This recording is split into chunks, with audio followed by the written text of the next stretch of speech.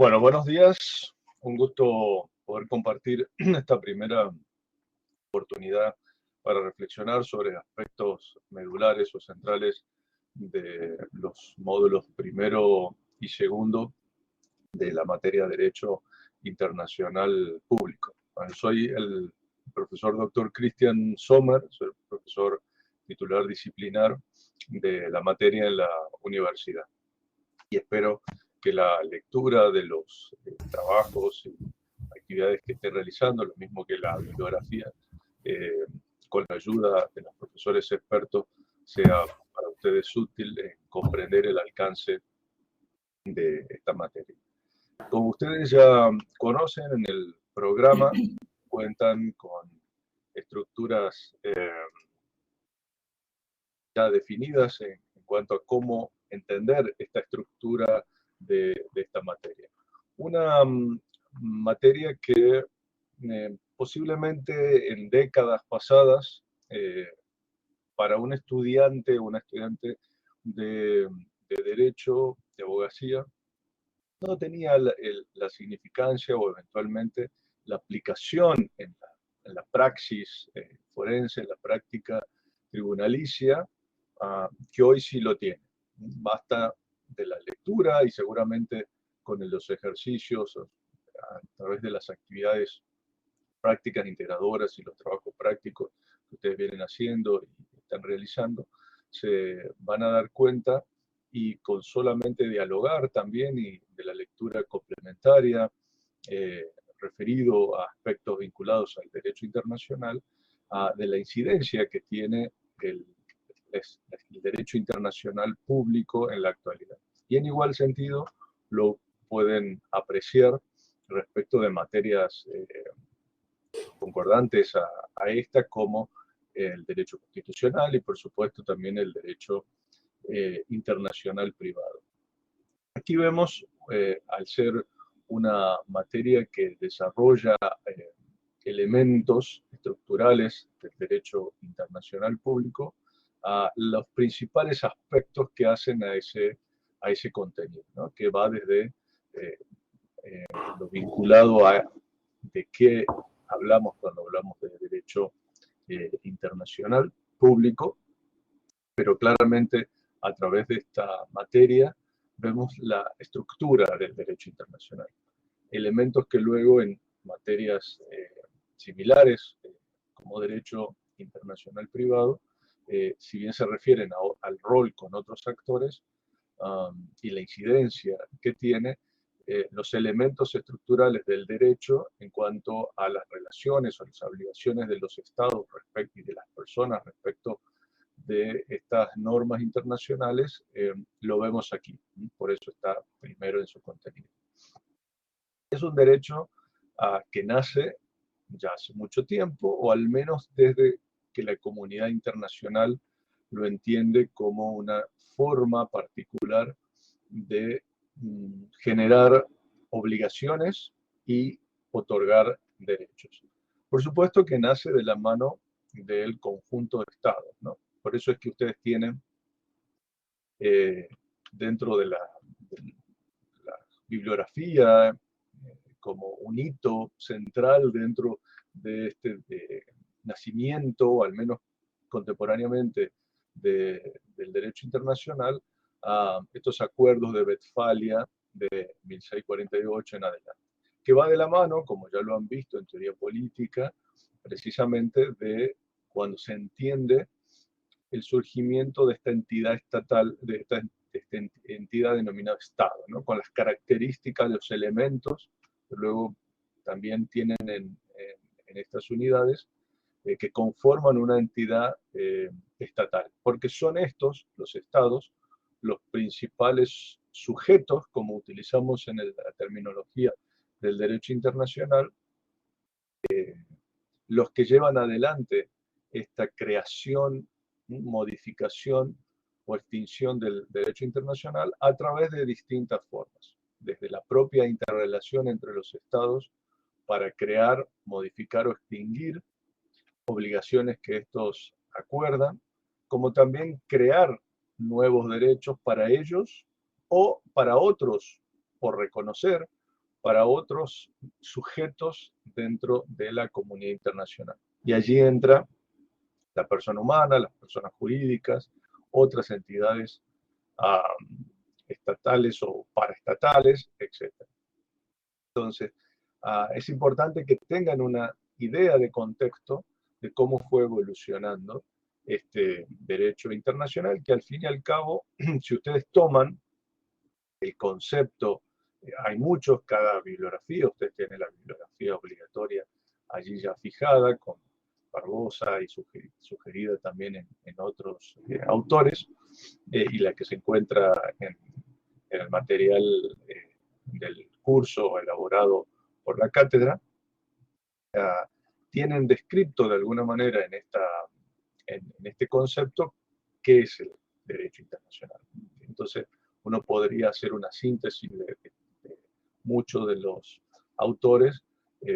hablando de un conjunto de normas y principios. Los principios juegan un rol central, lo mismo que en el derecho argentino, en el derecho internacional. Los principios son la estructura, los cimientos, ¿no? Y hablaremos de ello. Pero este conjunto de normas y principios, estas obligaciones internacionales que los estados se comprometen, que regulan las relaciones entre sujetos dentro de una comunidad internacional, y allí tienen toda la parte de quiénes son estos sujetos, cuando se habla de subjetividad internacional, los estados, la persona humana, las organizaciones beligerantes, algunas entidades con subjetividad particular como la Santa Sede, la Orden de Malta, más recientemente el reconocimiento de la participación o de cierta subjetividad de personas jurídicas como son las empresas transnacionales, o en la regulación particular del derecho internacional, lo que hablamos de los inversores extranjeros, es decir, un conjunto de sujetos. Y finalmente, que estas normas y estas obligaciones, estos principios que regulan las relaciones entre los sujetos del derecho internacional, por supuesto, tienen una serie de consecuencias frente a su cumplimiento o frente a su incumplimiento. Y hay un elemento central para entender el funcionamiento de las obligaciones y también de las consecuencias frente al incumplimiento de las obligaciones que los estados asumen o que otros sujetos asumen, está establecido en el contenido, como ustedes lo tienen allí en el contenido bibliográfico, que se verá en módulos posteriores, que es el surgimiento de responsabilidad internacional del Estado o de otros sujetos cuando esas obligaciones se incumplen o no se llevan adecuadamente. ¿Es un derecho internacional o es un área del derecho con una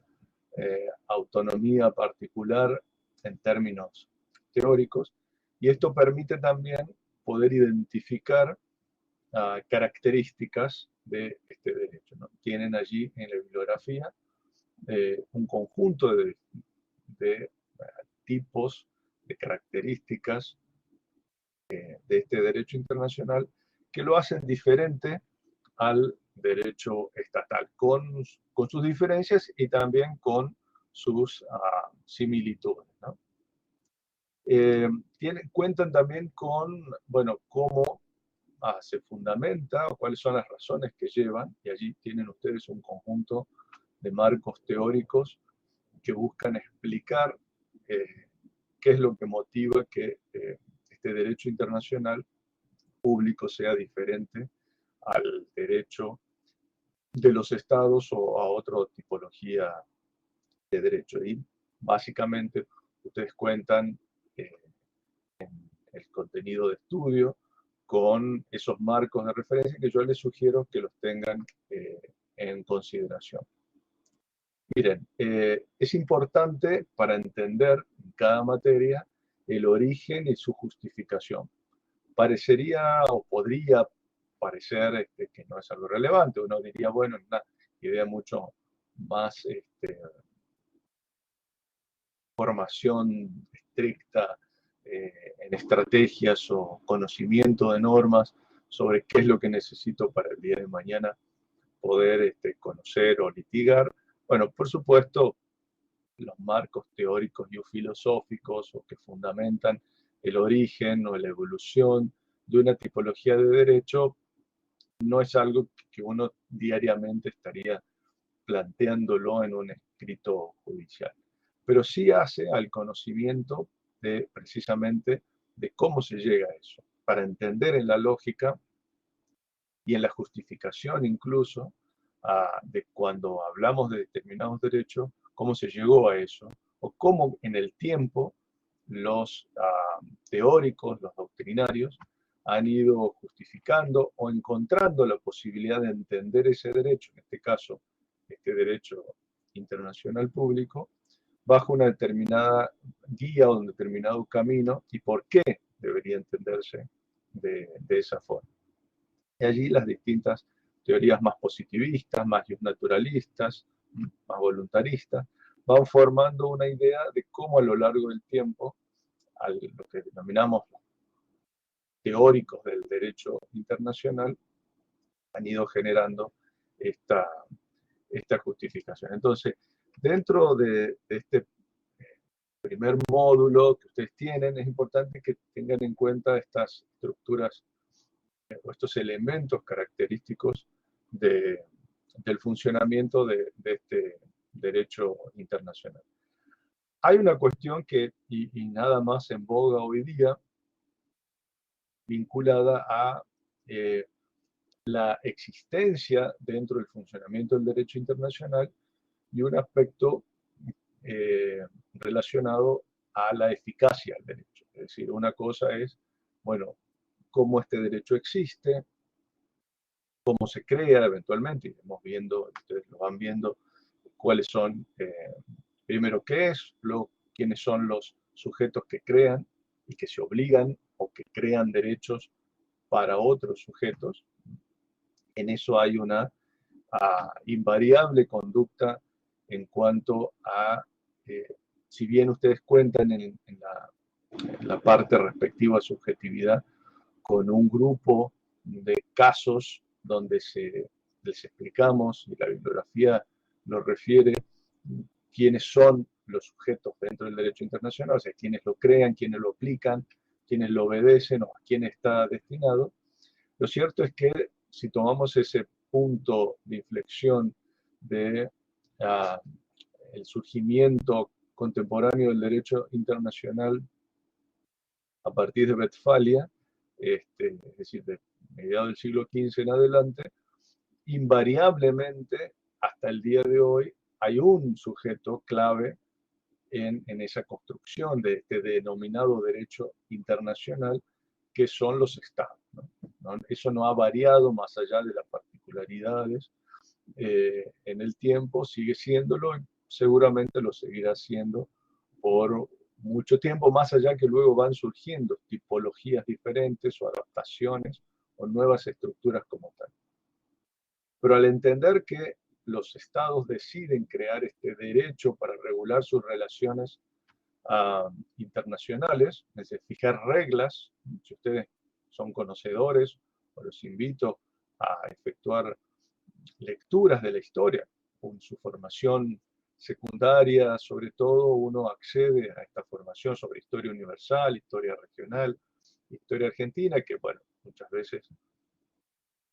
no se recuerda todo, pero siempre es bueno, las lecturas de la historia nos permiten conocer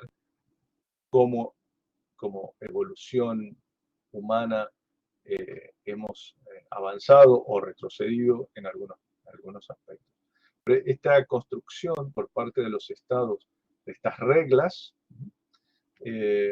también plantean un debate en cuanto en la casuística, en el caso en particular, cuán eficaz son al momento de analizar esa aplicación normativa, ¿no? Lo pueden tomar ustedes al día de hoy con las situaciones diferentes que se pueden suceder si uno toma el complejo de normas internacionales que, al menos, para hacerlo más específico, en el caso de la República Argentina, está comprometido. Ya lo comentaremos en breve, cómo se puede comprometer un Estado o cómo surge o cómo se incorpora ese derecho internacional en cada uno de los estados, particularmente en el nuestro. Y un elemento clave en ese sentido es que fruto de estos compromisos, de estos tratados o de la aplicación de la costumbre o de los principios, este derecho existe. Existen obligaciones a que los estados se comprometen o que terminan siendo obligatorias porque estos construyen mayoritariamente, es aceptada estas reglas en ese sentido, pero ¿qué pasa cuando esto se incumple? ¿No hay un fracaso de este derecho o no? Y siempre yo planteo que al estudiar o al entender o al tratar de comprender la existencia de este derecho internacional, uno no puede escindirlo en algunos aspectos de cómo se construyó, cómo evoluciona el derecho nacional o el derecho de cada Estado, ¿no? El derecho argentino particularmente. Al fin y al cabo, porque si bien es una estructura normativa diferente, creada por órganos en principio o en ámbitos diferentes al derecho nacional, claramente hay similitudes si uno lo superpone en algunas conductas, ¿no? Al fin y al cabo, este derecho internacional creado por estados es el mismo, los sujetos que lo crean, aunque con definiciones aparentemente diferentes, son los mismos que crean, o las entidades humanas que crean el derecho internacional, son los mismos que construyen y crean el derecho nacional. Es decir, los estados, el Estado argentino como entidad jurídica o como sujeto jurídico internacional, claramente existe porque nosotros, la comunidad humana, le hemos dado a través de pactos y acuerdos y reglas, en este caso nuestra Constitución, como la norma estructural que regula las relaciones entre el Estado, el funcionamiento del Estado, y las relaciones entre el Estado y las personas físicas y jurídicas, le hemos dado esa entidad. Pero detrás de esa entidad ficticia, denominada Estado, existen seres humanos, ¿no? Las personas que toman las decisiones, que construyen, que modifican como tal. Y en el tiempo, en un momento particular de creación de este derecho internacional o de evolución de este derecho internacional, claramente son esas mismas entidades humanas las que inciden en la construcción de ese derecho internacional. Entonces, veremos si uno superpone conductas a que los estados en el seno de esta comunidad internacional, es decir, para poder relacionarse o poder mantener vínculos civilizados a tenor de la historia, como les decía, uno ve la historia y los conflictos bélicos, los abusos o la imposición de la fuerza de un Estado o de una entidad territorial o soberana sobre otra, ha sido una constante, no es propia de la esencia del ser humano. Entonces, esta idea de regular conductas, de regular comportamientos, de regular derechos y obligaciones, que surge dentro de esta idea de acordar un pacto social dentro de un espacio territorial y acordado por un grupo de personas. Y acá ya vemos en común, como ven, estos elementos característicos de la conformación de un Estado, también se refleja en el derecho internacional. Ahora, lo mismo que sucede en alguna crítica, y allá sí vemos diferencias, a nivel interno lo vemos o lo podemos ver a nivel internacional. Es decir, en ambos sistemas existen obligaciones para los estados o para otros sujetos más contemporáneamente en el siglo XX. Si ustedes lo toman desde mitad del siglo XV hasta la actualidad, recién en mitad y posteriormente a mitad del siglo XX, y hacia fines, sobre todo, del siglo XX, es que se logra, o la comunidad internacional logra un consenso, un acuerdo, para, no sé si definitivamente, pero ya en una forma mucho más organizada, generar obligaciones para otros sujetos no estatales, ¿no? Por ejemplo, en el caso de las personas o los grupos armados beligerantes, los grupos armados no estatales particularmente, la persona humana, en el sentido ya no solamente de reconocerles derechos, los denominados derechos humanos, sino también generar obligaciones a estas personas humanas que cometen crímenes internacionales, lo que se conoce como el derecho internacional penal, muy vinculado a conflictos armados. Es decir, en cada una de estas situaciones nosotros vemos la existencia de normas. Ahora, en la práctica, en el día a día, vemos que esas normas no siempre se cumplen. Pues yo les decía, yo suelo utilizar como un ejemplo de que, que no siempre se cumpla las obligaciones que están previstas, las reglas fijadas en el marco de una sociedad o de una comunidad internacional. Eso no hace que pueda considerarse que el sistema jurídico no funciona, no sirve. De la misma manera que hay situaciones donde los estados incumplen esas obligaciones, o algunos de los estados incumplen esas obligaciones internacionales, esto no hace que el sistema no tenga justificación o validez, ¿no? De la misma manera que en el derecho nacional, que una persona o un conjunto de personas en determinado momento incumpla las reglas previstas de no hacer determinadas conductas humanas, reguladas, por ejemplo, en normas prohibitivas que pueden generar daño a terceros, como es el derecho penal o eventualmente también en el marco del derecho civil, el derecho de las obligaciones, no hace que el derecho no pueda ser entendido como la forma civilizada de regular las relaciones entre las personas o entre los estados y otros sujetos en el ámbito del derecho internacional. Si uno mira evolutivamente esa evolución también del derecho de la mano de la sociedad internacional, claramente en los últimos tiempos el avance de estas reglas entre los estados ha contribuido a que la mayoría de los estados, en la mayoría de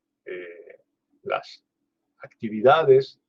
que realizan en el marco de sus obligaciones internacionales, cumplan o aceptan cumplir y llevan adelante el cumplimiento de estas obligaciones. Y solo en algunos casos, aunque generalmente, por supuesto,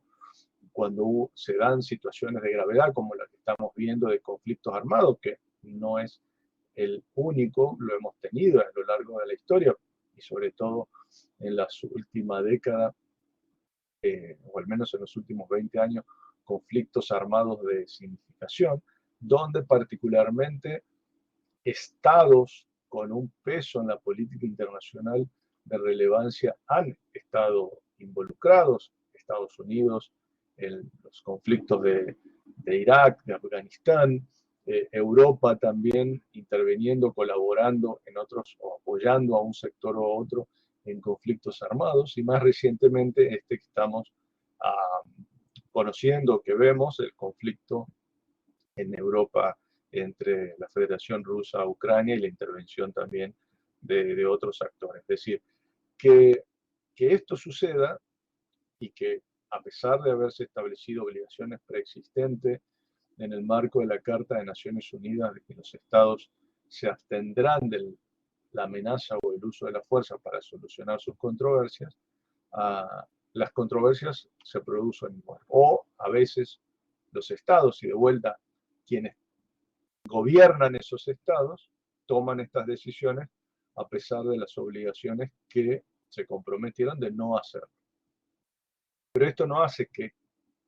se considere que el sistema internacional o que las normas internacionales no tienen validez o no tienen eficacia como tal. De allí esta relación entre la existencia de las normas y la eficacia como tal. La eficacia, por supuesto, lo va a dar en tanto, si uno toma la globalidad de estados, es decir, de los 193 estados que hoy día componen, por ejemplo, la membresía de la Organización de Naciones Unidas, que es la organización creada a partir de la mitad del siglo XX, 45 en realidad, y que de alguna manera es el órgano, es el ámbito, el foro de diálogo, de cooperación y de búsqueda de construcción de una sociedad más, más pacífica. Esos son los orígenes por el cual esta organización surge, pero también organizaciones regionales como la Organización de Estados Americanos. Bueno, verán ustedes ya, y lo hablaremos en otra conferencia sobre estas organizaciones. Son ámbitos donde la mayoría cumplen estas obligaciones, ¿no? Y eso es lo que de alguna manera permite o ha permitido a lo largo de este último siglo una mayor coexistencia, una mayor cooperación entre los estados para evitar nuevas situaciones de conflicto. Entonces,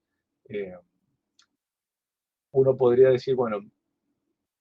¿cómo darle justificación? ¿Cómo entendemos nosotros a esta justificación de esta existencia, alcance y aplicación del derecho internacional? Dicho esto, dentro del módulo 1 ustedes tienen, bueno, ya empezamos luego esta introducción que tiene la materia, para entender su contenido, se trabaja sobre cuáles son las normas que regulan este derecho, ¿no? El programa básicamente se estructura en tres pilares fundamentales, que son cuáles son las normas que regulan este derecho internacional público, cuáles son los sujetos que regulan, que son creadores y destinatarios de estas normas, de este derecho internacional, y qué efectos tiene este derecho internacional público en un conjunto de ámbitos o de regulaciones que en forma sintética se plantea dentro de la materia. Para entender lo mismo que cuando uno estudia el derecho de las obligaciones o el derecho penal o el derecho tributario, bueno, ¿cómo está compuesto este conjunto de normas, principios y costumbres que conforman el derecho internacional? Y allí ustedes tienen esta trilogía de fuentes, ¿no? En la bibliografía ven que toda la bibliografía, cualquiera que tomen, alude a una referencia que más bien metodológica es, o pedagógica en toda cosa, que se plantea, es decir, bueno, las denominadas fuentes del derecho internacional público está compuesto o mencionadas cuáles son o cuáles deberían ser en cuenta en el artículo 38 del Estatuto de la Corte Internacional de Justicia, que simplemente es una enunciación. Es decir, bueno, allí tenemos, en este estatuto, en este mecanismo, en este instrumento procesal de funcionamiento de uno de los órganos centrales de la Organización de Naciones Unidas, que es la Corte Internacional de Justicia, es decir, el Tribunal Internacional donde solo los estados pueden ir a plantear sus controversias internacionales. Lo veremos posteriormente en la unidad correspondiente, el mecanismo de solución de controversias.